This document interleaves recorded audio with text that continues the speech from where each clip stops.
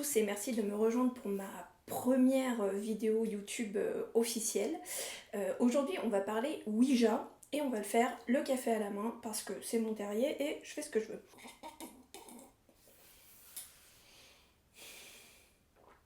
Celles et ceux qui me connaissent déjà savent très bien que le Ouija est un sujet qui me tient particulièrement à cœur.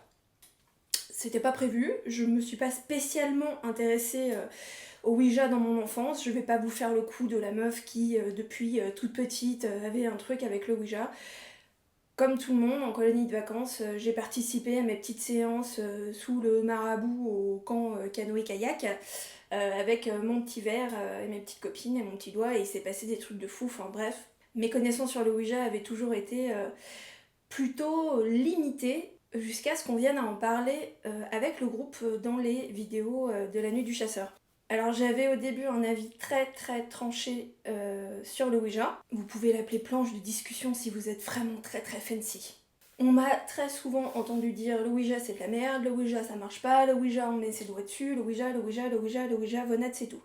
Vonette avait tort, clairement, je me suis trompée. En gros j'ai dit tout ça jusqu'au jour où, comme beaucoup de personnes, j'ai eu une expérience avec le Ouija qui a complètement changé ma vision de cet objet. Alors le Ouija, qu'est-ce que c'est ? Si tu ne sais pas ce qu'est le Ouija, il va vraiment falloir que tu sortes de chez toi un petit peu. C'est cette petite planche, normalement en bois, sur laquelle sont inscrits les lettres, toutes les lettres de l'alphabet, les chiffres, généralement oui, non. Assez souvent, il y a aussi au revoir. Il peut y avoir plein d'autres choses, surtout que maintenant on peut même faire des planches personnalisées, on va en parler un petit peu après. Mais voilà, généralement, le modèle simple de la planche, c'est celui-ci. Je vous rassure, je ne vais pas vous refaire l'historique du Ouija. C'est pas vrai, je vais le faire. Mais on va essayer de le faire un petit peu rapidement. D'ailleurs, surtout parce qu'au niveau historique, on sait finalement très peu de choses sur la naissance du Ouija. Alors si vous vous intéressez comme moi de près au Ouija et à son histoire, je vous conseille le travail d'un historien du Ouija. J'ai horreur de ce geste, je sais pas pourquoi je le fais, mais c'est pas grave. Il s'appelle Robert Murch, historien uniquement du Ouija, mais il a une palette de connaissances sur le Ouija qui est infinie, et moi je trouve son approche en tout cas extrêmement intéressante, puisqu'il se positionne vraiment en tant qu'historien. Il se positionne uniquement sur les faits et sur rien d'autre. Robert Murch lui-même a eu beaucoup de mal à remonter aux origines de la planche Ouija, à savoir qu'il n'a jamais réussi à trouver l'origine des premiers modèles. Les tout premiers modèles, ce ne sont pas ceux qu'on connaît maintenant avec cette planche. Il y a eu plusieurs étapes pour arriver à ce résultat. Il y a eu d'autres appareils qui sont tous arrivés en même temps que toute cette grande vague spirit et toute cette mode du spiritisme, les tables tournantes, les séances Ouija, les psychographes, etc. C'est toute cette vague qui a envahi l'Europe et les États-Unis à partir du 19e siècle. C'est à peu près là qu'on peut commencer à trouver les origines réellement des planches Ouija telles qu'on les connaît aujourd'hui. Alors on doit les toutes premières planches Ouija arriver sur le commerce à un homme qui s'appelle Monsieur Kennard et qui avait une société, la Kennard Novelty Company. C'est lui qui a déposé le brevet des premières planches Ouija, et je vais vous expliquer ce qui s'est passé quand il l'a fait, parce que c'est assez rigolo. Alors il faut savoir que les premières planches Ouija, les siennes, étaient à 1,50 $. Pour la petite anecdote, les premières planches étaient faites à base de bois recyclé. Le bois était prélevé sur des cercueils. Voilà. Donc comment est-ce que Kennard a eu l'idée de déposer ce brevet ? Tout simplement parce que il a assisté un peu comme ça au hasard à une ou deux séances de spiritisme complètement improvisées, puisqu'à l'époque le Ouija n'était pas encore arrivé, les gens faisaient ça avec des bouts de papier, etc. On ne sait pas exactement qui l'a fait au début, mais en tout cas ce Kennard a été témoin de plusieurs séances qui étaient faites comme ça un petit peu, surtout dans des pubs pour s'amuser. Comme quoi le Ouija à la base c'était vraiment quelque chose de complètement anodin, inoffensif, voire ludique. Et c'était un industriel très intelligent qui était à la recherche de nouveaux projets et il s'est dit, ce projet, cet objet, il faut que je le dépose, il faut que je le market, il faut que j'en fasse un objet de commercialisation. Alors comment il s'y prend? Il fait appel à un ami à lui, avocat, qui s'appelle Elijah Bond. Il se trouve que ce Elijah Bond avait une belle-sœur, Helen Peters, qu'on disait, ou qui, elle en tout cas, se disait grande médium. On doit à Helen Peters le nom Ouija.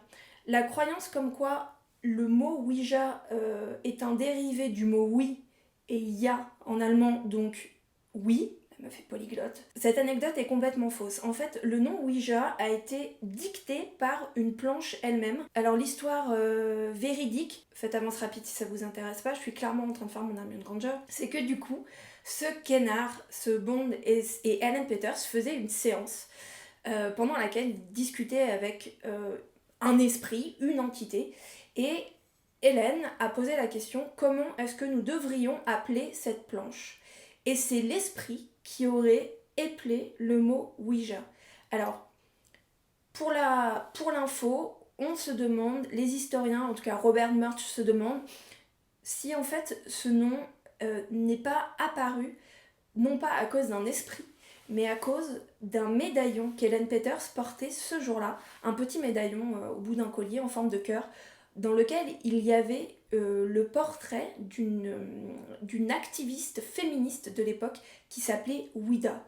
Donc est-ce que ce serait une mauvaise interprétation de l'esprit, est-ce que ce serait de la psychokinésie, toutes ces choses-là, on n'en sait rien, mais en tout cas le nom Ouija est resté. Persuadé du futur succès de sa planche Ouija, Kennard, on dit peut-être Kennard, va le 10 février 1891 déposer le brevet de la planche Ouija. Alors il faut savoir, pour la seconde petite anecdote, à nouveau, passe si tu n'en as rien à foutre, à cette époque, pour déposer le brevet d'un objet aux États-Unis, il fallait en prouver l'efficacité et l'utilité.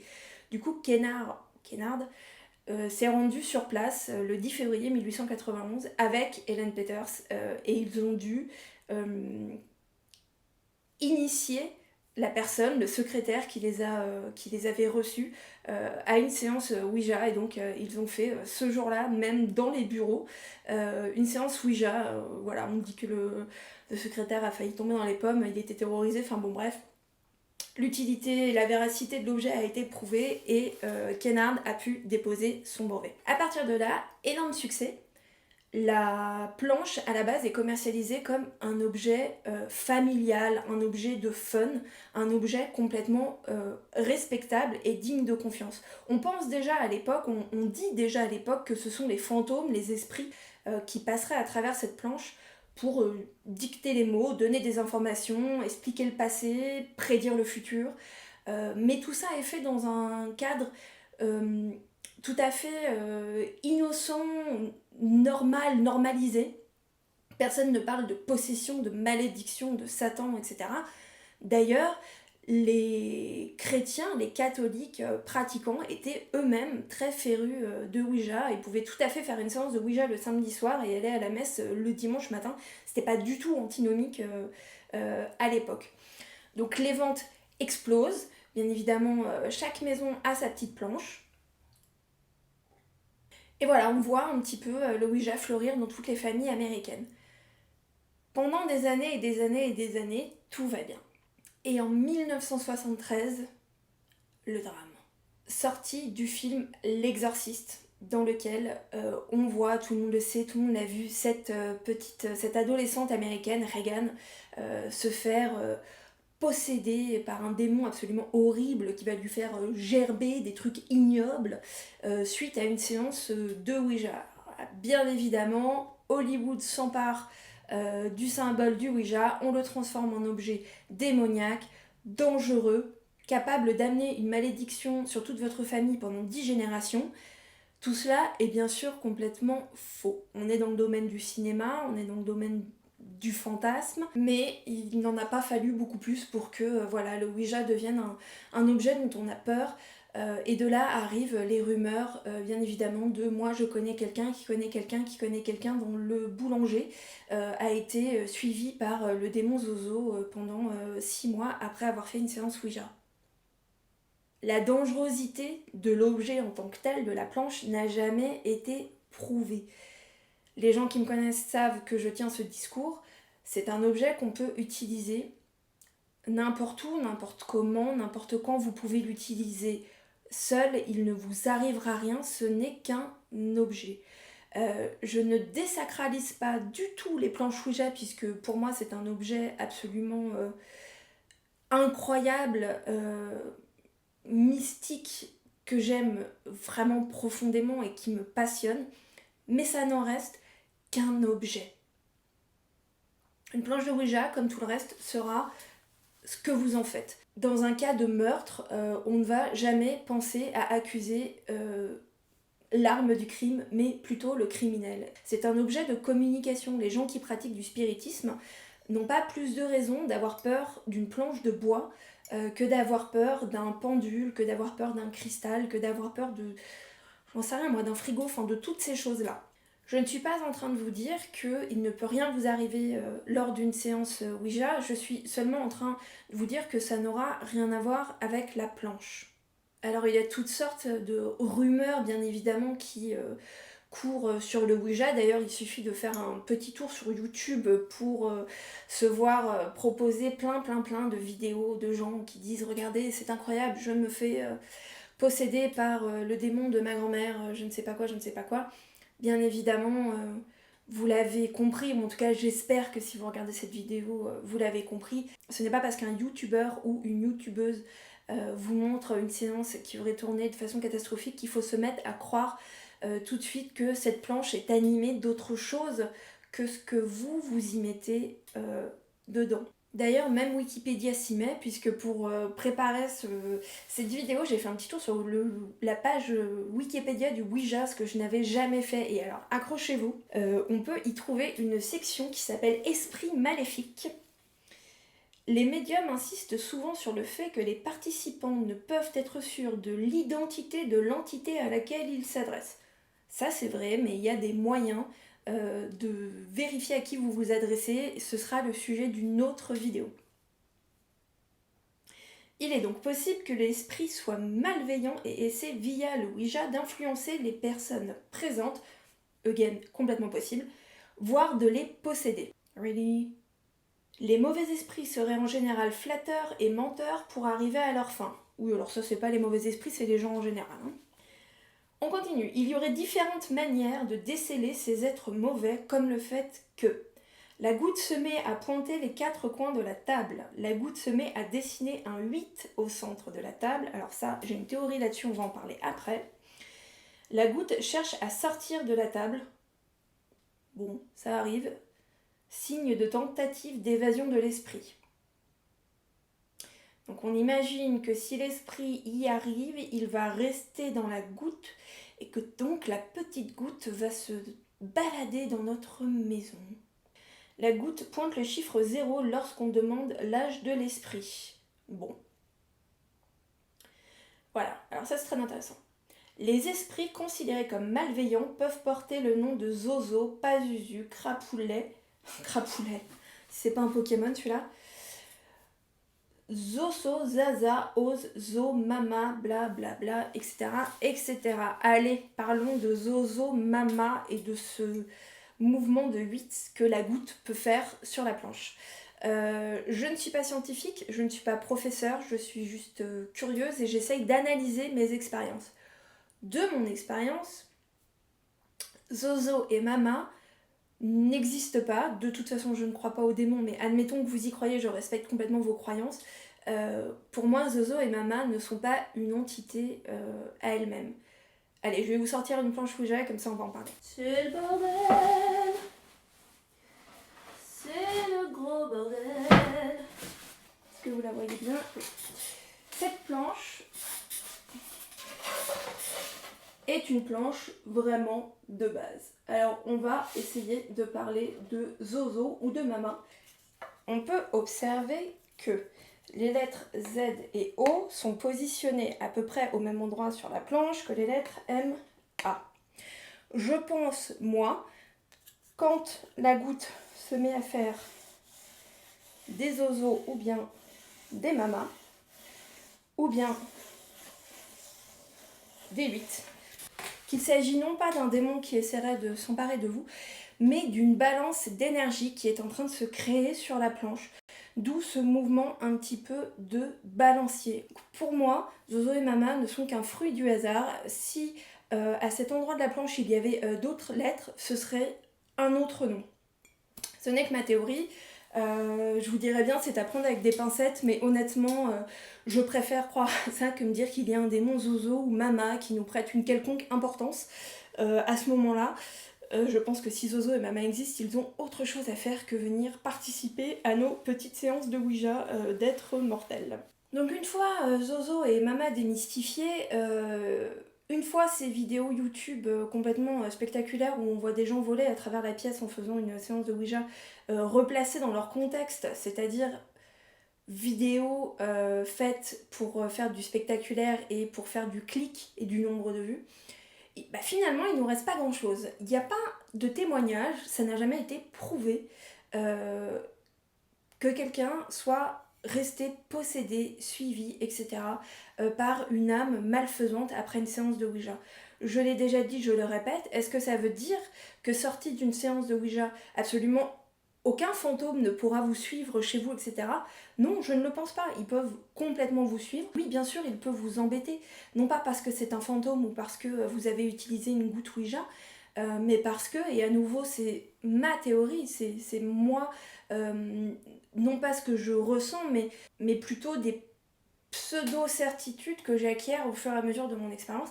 Les fantômes sont des gens qui ont été vivants à un moment, et comme n'importe quelle personne que vous pouvez croiser aujourd'hui dans la rue, à votre travail, en faisant du shopping sur YouTube, il y a des gens gentils, il y a des gens méchants, il y a des gens qui sont au milieu, qui peuvent parfois essayer de se moquer un peu de vous sans être foncièrement malveillants, sataniques ou que sais-je. Et lorsque vous pratiquez une séance de Ouija, eh bien oui, parfaitement, vous pouvez tout à fait tomber sur quelqu'un qui va essayer de vous mentir un petit peu ou de se jouer de vous.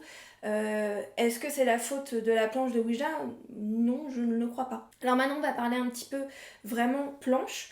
Alors je vous en ai déjà montré une, moi je commence à en avoir quand même quelques-unes. Je vais vous montrer 2-3 petites choses. Alors les toutes premières planches, moi j'en ai pas, j'en cherche absolument, mais je n'en ai pas. D'ailleurs, si tu veux me faire un cadeau à Noël, je cherche aussi absolument cette planche. Donc moi les planches que j'utilise sont extrêmement modernes, donc je vais vous en montrer quelques-unes. Donc il y a celle-ci.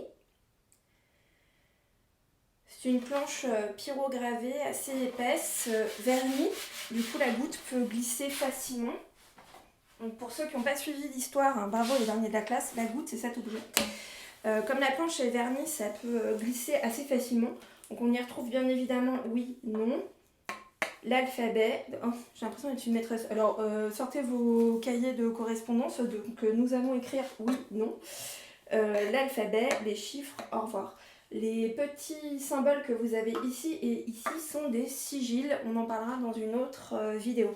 Alors cette planche elle a été faite sur mesure parce que je pense que c'est très important de bien choisir ses outils. Je vous présente ma petite planche à moi, ma planche préférée que j'ai fait faire sur mesure.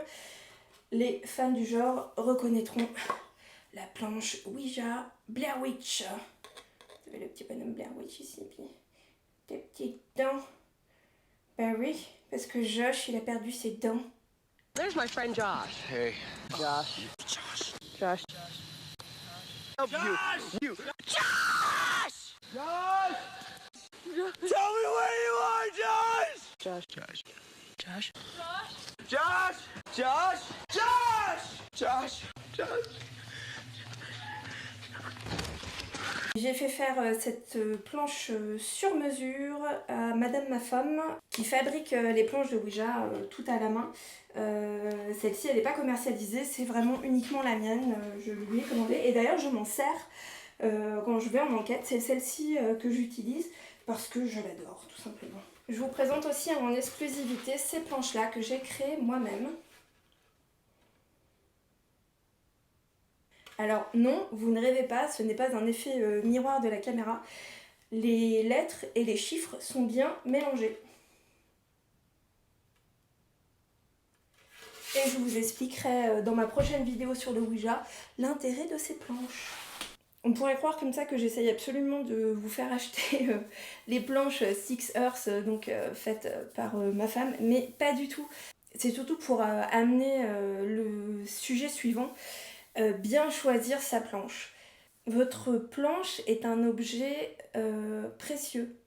Même si ce n'est qu'une planche de bois, ça n'en reste pas moins un objet avec lequel vous allez passer beaucoup de temps, dans lequel vous allez mettre beaucoup de vous allez y placer beaucoup d'énergie. Si vous arrivez à avoir une communication avec quelqu'un et si vous arrivez à vous servir de votre planche, tout d'un coup elle va prendre beaucoup d'importance dans votre vie et c'est normal. Je pense que c'est très important de bien choisir sa planche. Peu importe que vous la fassiez vous-même, que vous la fassiez faire, que vous flashiez sur quelqu'un qui fait ses planches soi-même. Par pitié, n'achetez pas des trucs en toc, en carton, à Hasbro ou à je ne sais pas qui sur Amazon. Je ne dis pas ça pour casser le business des autres, je dis ça uniquement parce qu'il me semble important d'acheter un objet dans lequel quelqu'un a mis un peu d'amour, un peu de son temps, un peu de sueur. On n'est pas en train de parler d'un stylo, on n'est pas en train de parler d'une paire de baskets, on est en train de parler d'un objet qui peut potentiellement compter beaucoup pour vous. Et je trouve ça important déjà de faire marcher les petits commerçants et les petits artisans qui mettent beaucoup d'eux dans leur création, mais aussi de traiter cet objet comme il se doit. Je ne suis pas en train de vous dire que si vous achetez une petite planche en carton à 20 balles, ça ne marchera pas. Je suis en train de vous dire que ce serait extrêmement dommage. Alors bien évidemment, tout le monde n'a pas 80... alors j'ai vu des planches entre 80 et 150 euros, beaucoup plus pour des objets beaucoup plus précieux, des tables ou ce genre de choses. Tout le monde n'a pas ce budget à placer dans une planche Ouija, je le comprends complètement. S'il vous plaît, si vous n'avez vraiment pas les moyens de faire travailler quelqu'un pour vous, ou d'acheter une planche qui a été créée à la main, il vaut mieux que vous preniez un bout de papier et un verre, plutôt que vous alliez acheter un truc fait en carton ou un poster ou je ne sais pas quoi. Il peut y avoir des choses très très fun dans le Ouija, mais ça reste des objets de décoration. Je vais vous montrer deux exemples. Alors, premier exemple, ce petit coffret. Vous l'avez peut-être vu passer sur des publications Instagram. C'est un petit coffret, le coffret du spiritisme. On dirait un petit coffret de voyage comme ça, il est tout petit, il est tout mignon. C'est aux éditions Trajectoire. Et voilà, moi je dis que c'est un Ouija de voyage parce que, préparez-vous, c'est genre le truc le plus mignon du monde. Planche de Ouija, toute petite, avec sa micro-goutte. Mignonnerie. Voilà, donc ça, hein, c'est un objet de collection. C'est très joli, c'est très mignon. Ça vient même avec un petit guide pratique du Ouija, comment communiquer avec l'au-delà, édité aussi, édition Trajectoire. Alors, honnêtement, le livret est pas mal, parce qu'il y a de l'historique, parce qu'on explique des petites choses, ça parle aussi de table tournante, ça parle du mouvement spiritisme. Rien que pour le guide, honnêtement, ce coffret, il est vraiment pas mal. Par contre, voilà, je voulais vous montrer tout ça pour vous dire quoi? Pour vous dire que ce type d'objets là qui sont c'est du carton hein, avec un petit cabochon en verre, enfin voilà, c'est extrêmement mignon, c'est des objets de collection, mais ce n'est pas avec ce type d'objet selon moi qu'il faut vraiment pratiquer le Ouija. Allez, je vous le remonte une dernière fois. Édition Trajectoire, voilà, l'officiel, le coffret du spiritisme Ouija. À 22 €, c'est écrit derrière. Alors dans la collection objets mignons, voilà, j'ai trouvé aussi par exemple ce genre de petites choses. C'est un jeu de cartes, carrément je l'ai jamais ouvert. Allez, je l'ouvre. C'est de l'unboxing hein, cette vidéo. Alors déjà ça c'est juste beaucoup trop mignon, je sais pas si vous arrivez à le voir.